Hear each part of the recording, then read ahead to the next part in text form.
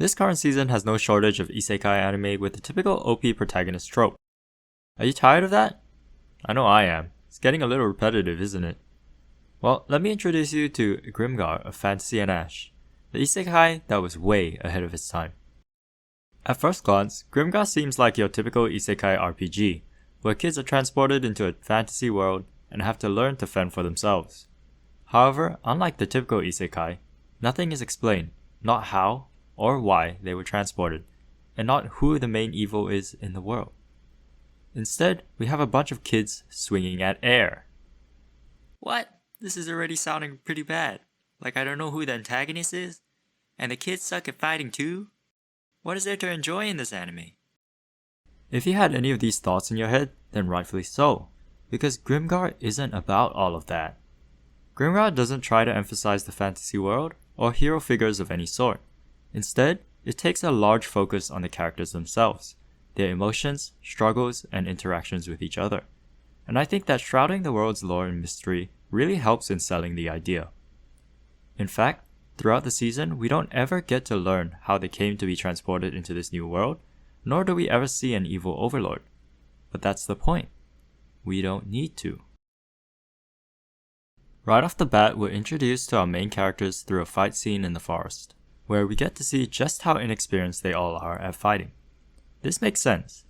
As much as we imagine that we could handle a sword, or a bow, or a staff, ultimately we probably wouldn't be able to.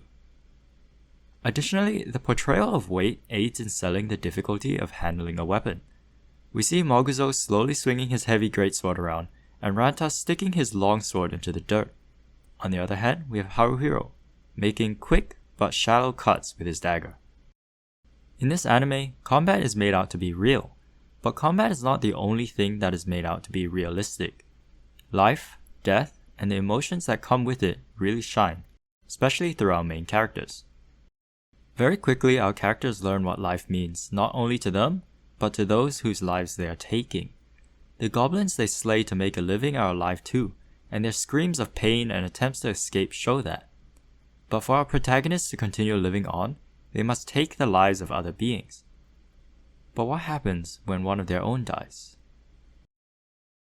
Character development is an important aspect to have in any anime, but not often is it done well. In my objectively subjective opinion, I think that Grimgar almost nailed it. Every event in the show sends ripple effects, much like the butterfly effect.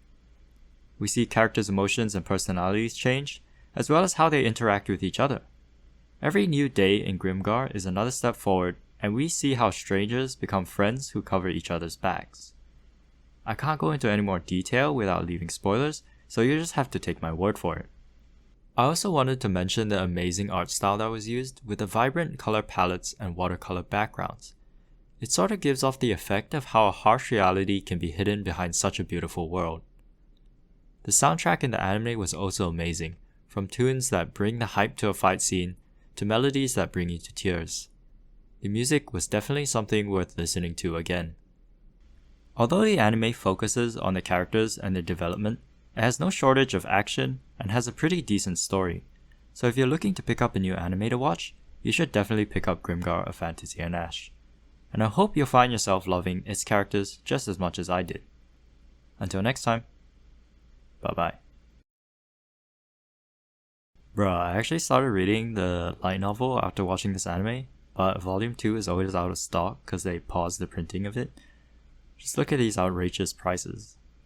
Well, I could read it digitally, but I already have volumes 1, 3, and 4 as soft copies, and I'm too perfectionist to give up now, so...